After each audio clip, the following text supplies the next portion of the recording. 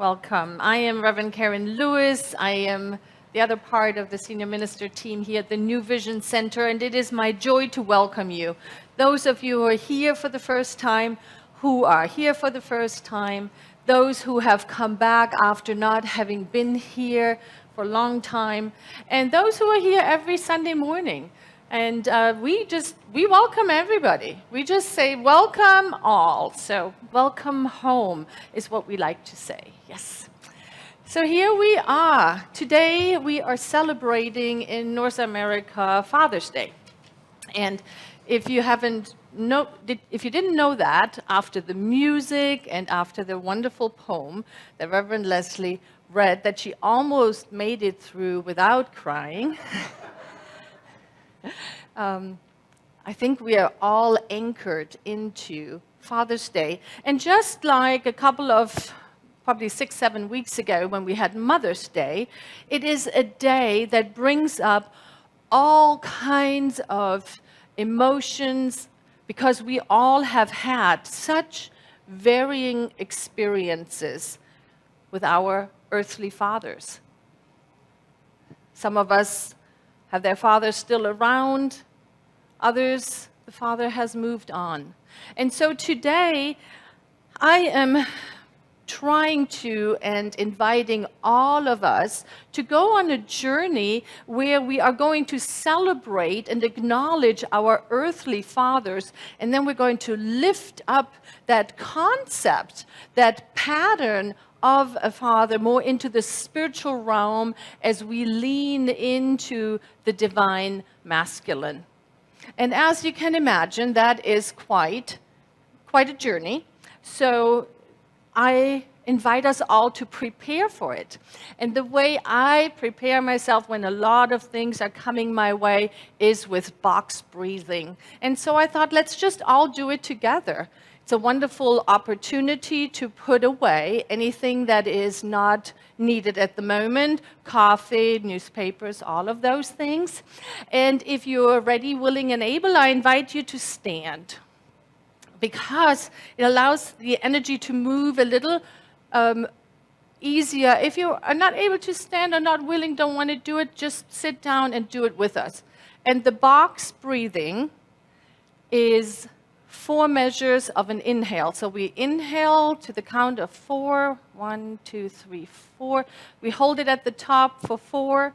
1, 2, 3, 4. We exhale to 4.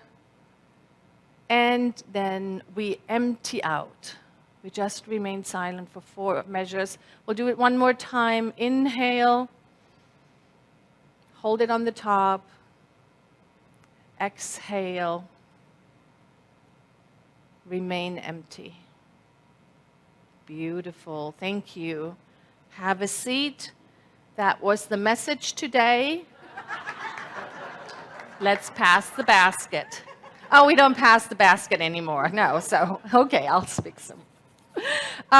So what I thought we would do together is celebrate fathers, our earthly fathers. And I brought a poem I'm going to read here in a moment. And then I'm inviting everyone, wherever you are in that relationship to your dad, to your father, I invite you to open up as we watch this beautiful slideshow of photos that have been sent in from congregants who heard me ask for photos, and they sent them in. And my hope is that we can open up and celebrate the goodness that fathers represent in the world, even if we didn't have that experience. It is a stretching that I think we are ready for. So I'm going to start by reading this poem. Child Eyes View of Dad. 4 years of age. My daddy can do anything. 7 years of age. My dad knows a lot, a whole lot. 8 years of age. My father does not know quite everything. 12 years of age. Oh well, naturally, father doesn't know that either. 14 years of age. Ah, Father, he is so hopelessly old-fashioned. 21 years of age. Oh, that man is so out of date. 25 years of age. He knows a little bit about it, but not much. 30 years of age. I must find out what Dad thinks about this. 35 years of age. Before we decide, let's go ahead and find out what Dad thinks about it. And 50 years. What would Dad have thought about that? What would Dad have thought about that? And so we see as we grow, this idea of fatherhood changes because we are recognizing that it is really calling for a lot of compassion and understanding. And let's celebrate the fathers in our lives.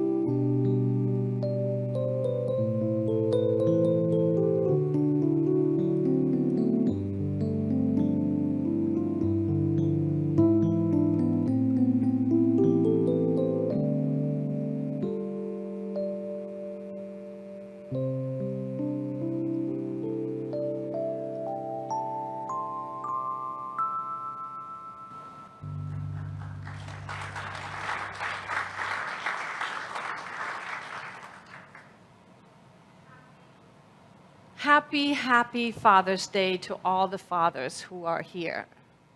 Thank you for being here. Thank you for being willing to bring forth that spiritual quality of fatherhood. Let's take a moment and think about what do we associate with the divine masculine. Allow yourself to take a moment and ask yourself, what is it that makes a dad, a father, a daddy? What comes to mind first and foremost is the presence, the assurance that it's there. There's a wonderful commercial going around right now that says, even if you don't know what to do, just being there, being present is what the children, the kids, what we all yearn for. Isn't that the truth? And so we ask ourselves, whatever experience I might have had coming here onto this earth plane, how can I now cultivate and heal any lack that I might feel that I didn't receive. I love what Dr. Ernest Holmes says, because he's the founder of our teaching. And how he talks about is the masculine principle. And what we realize is that the masculine principle, the counterpart to the feminine principle, is within each and every person. Right now, right where you sit, right where you stand, right where you are, there is a fully developed masculine and feminine principle within you. And the work, I think, is for us to balance those two, to come into balance. Now, you might ask, can you explain that a little bit more, Karen? What is this feminine principle? The feminine principle is the one that we enter into when you take any class here. In the beginning of the class, when we prepare ourselves to receive.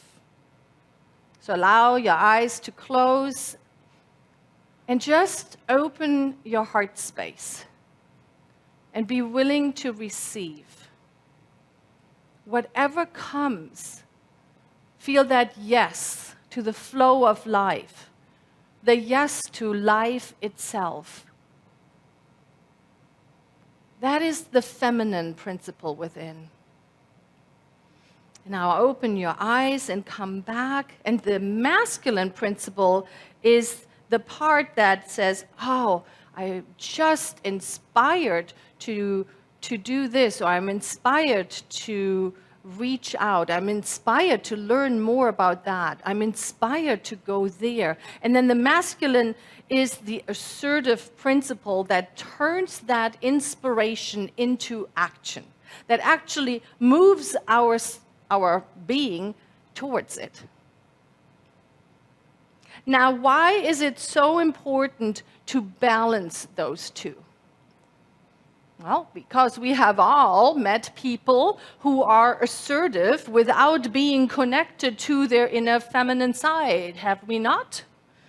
Men and women? Yes, we have met people who misuse that assertiveness and move it more into an aggression. And the moment it is not connected to our heart space, it goes askew. So that is what it's so important, that when we are preparing ourselves to do something, that we first connect our heart and our mind. It is said that that 13-inch journey is one of the longest, deepest, most challenging journeys to do. Because what happens? What happens if I am willing to open my heart before I engage in an action? Before I assert something, before I step out to the universe and say, this is what I'm going to create. It makes us vulnerable, right?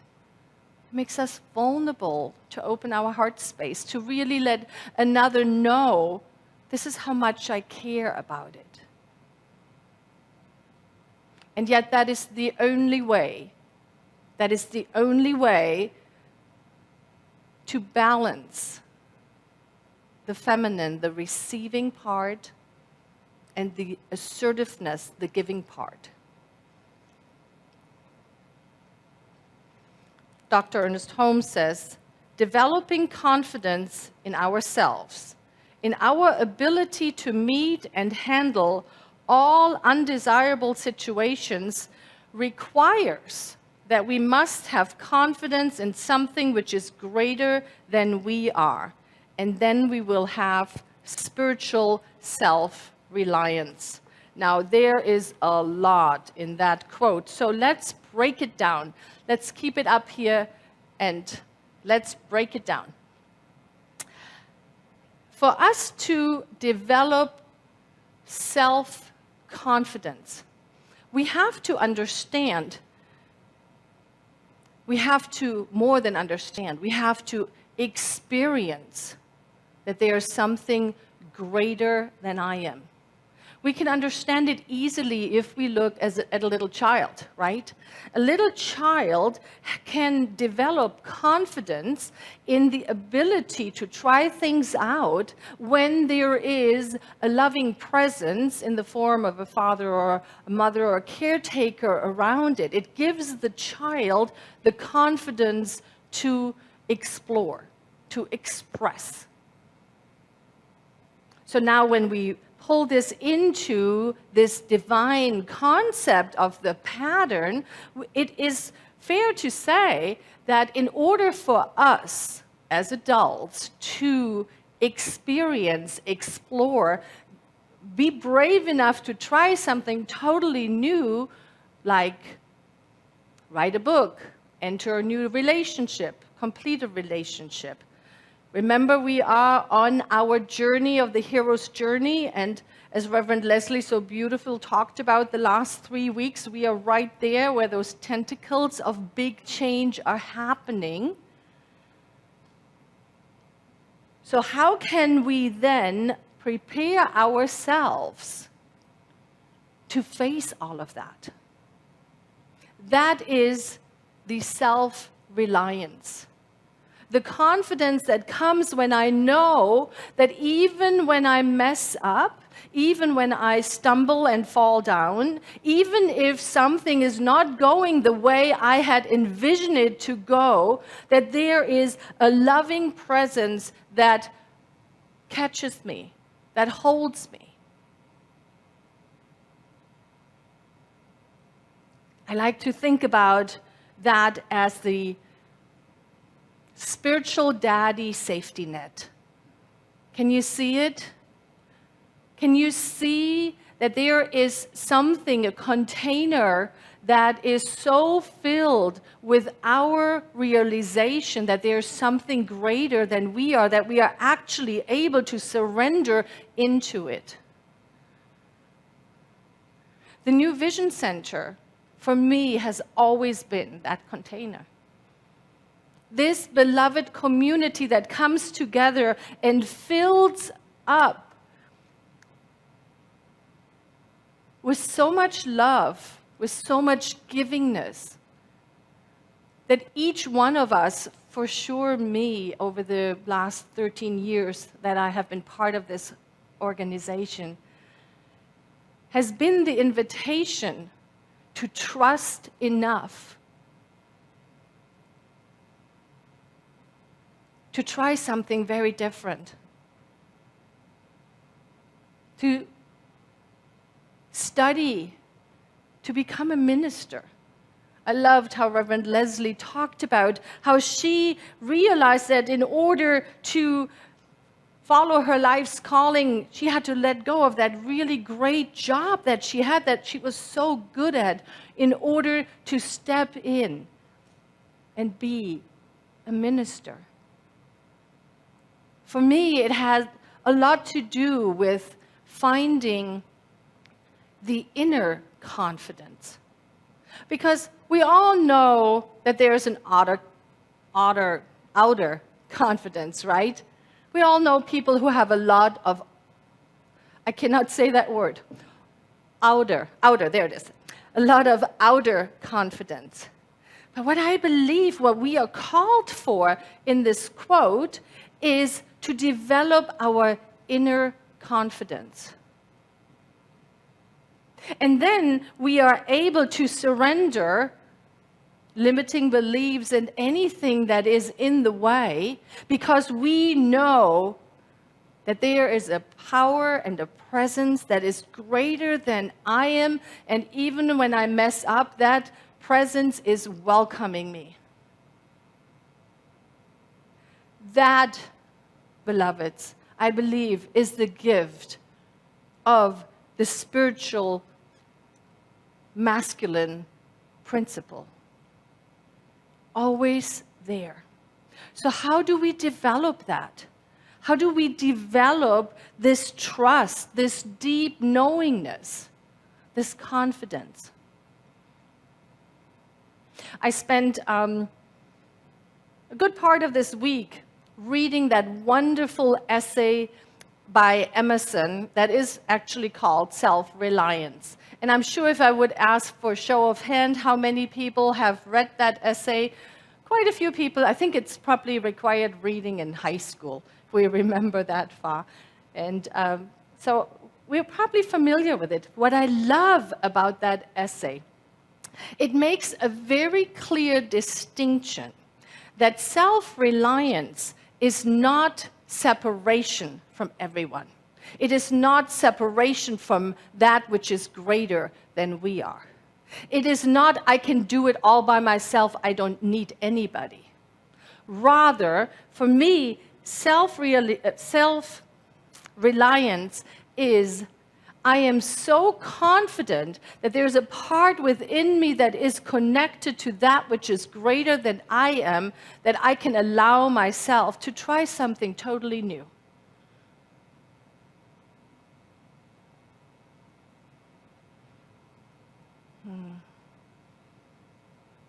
Where are you on that spectrum? Just ask yourself, am I trusting enough in something greater than I am, that I can allow myself to live out loud and try something new and be the person that I truly came here to be?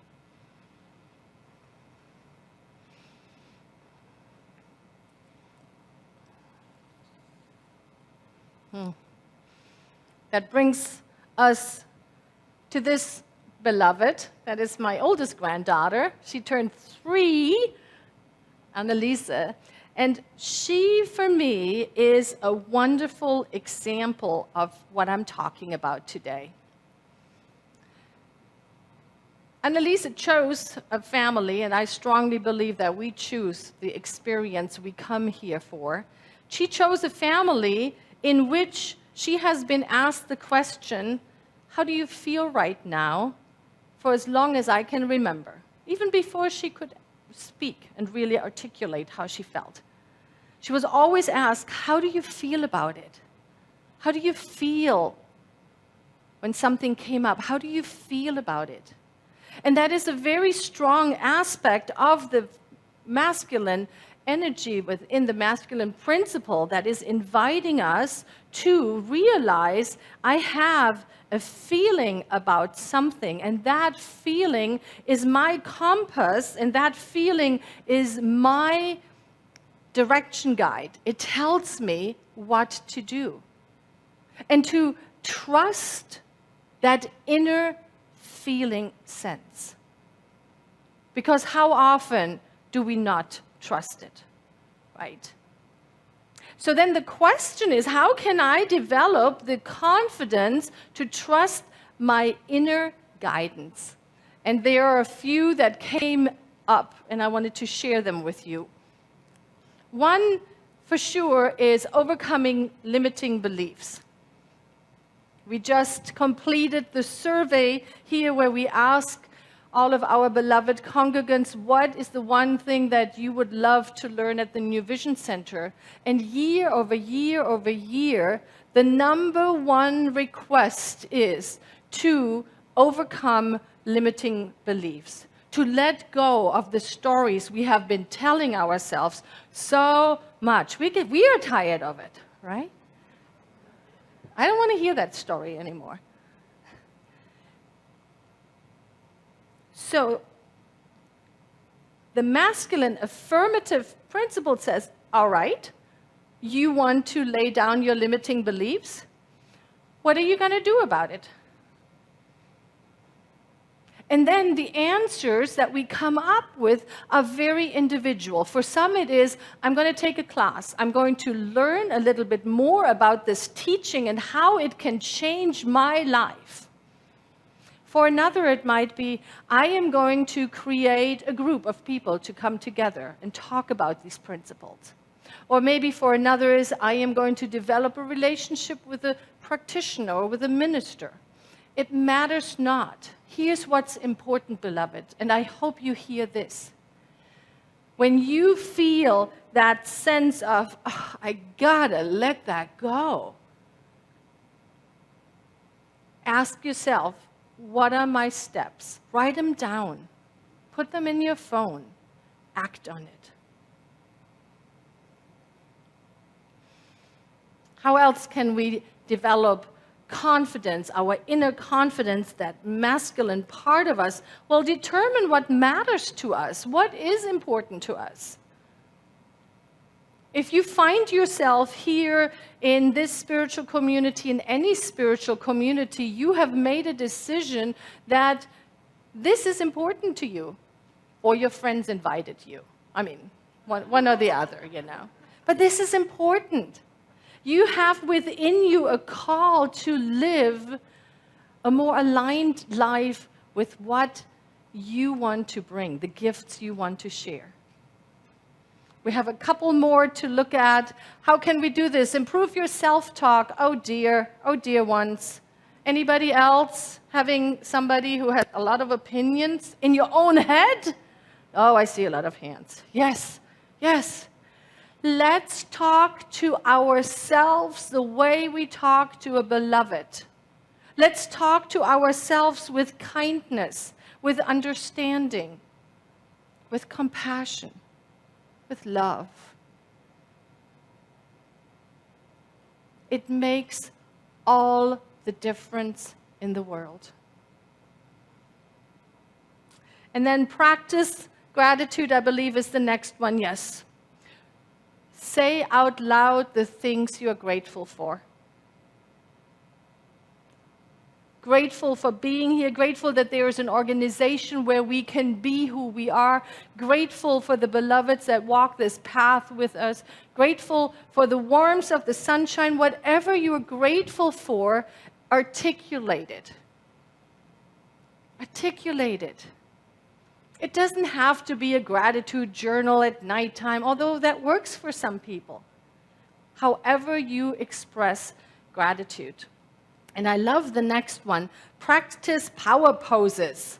Yeah, we all have a power pose, right? For some people, it's the hand on the hips. I can do this, bring it on. For me, it has always been the V, you know. But practice them. Yeah, before any important conversation, before you even think about that, what matters to you, put yourself into the stance. I can do this. Especially when life comes at us hard and fast. I can do this. And then we have, think of past successes. Whenever we are faced with something that we have quite never done, allow yourself to think about another thing that worked out brilliantly. That worked out brilliantly.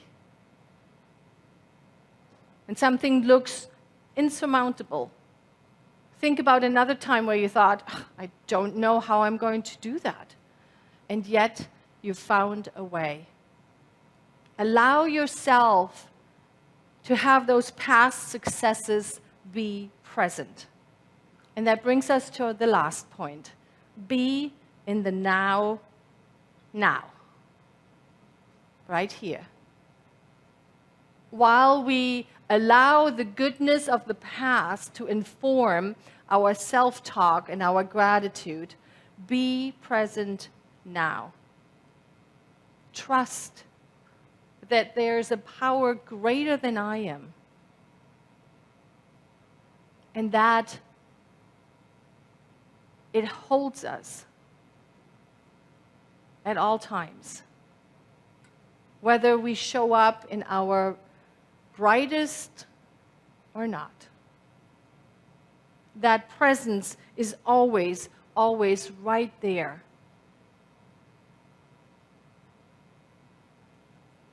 And I like to close with one of my favorite quotes by Dr. Ernest Holmes.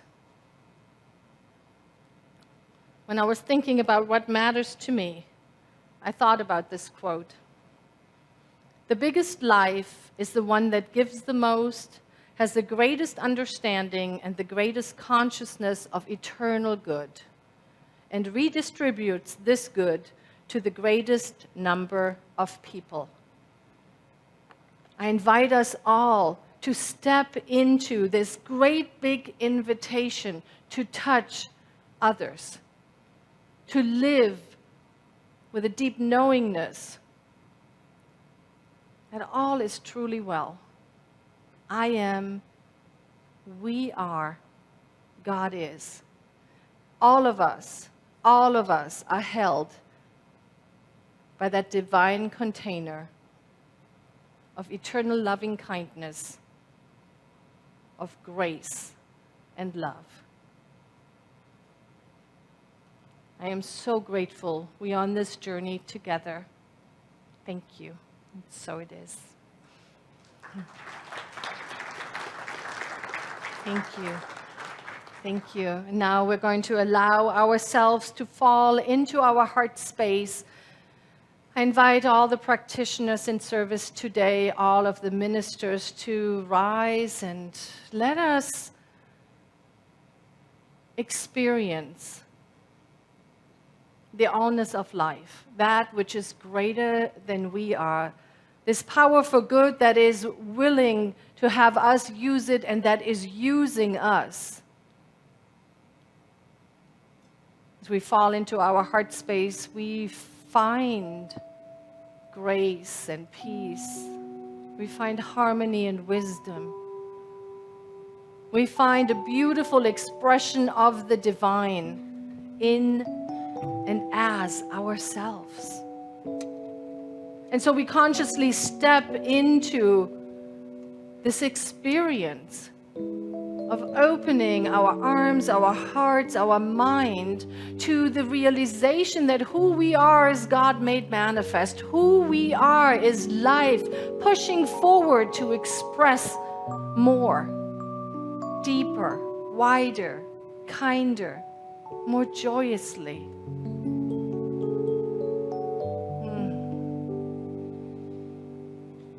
And so we find that inner yes.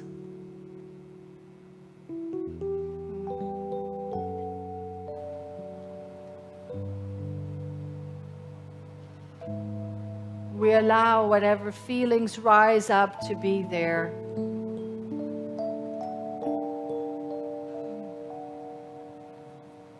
And we notice the gratitude that bubbles up naturally. Gratefulness makes itself known in our body, mind, and spirit. Gratefulness radiates out from us into the world. Thank you, life, for all the good, for all of it. We let it be. Placing this word into universal law, we simply say, so it is.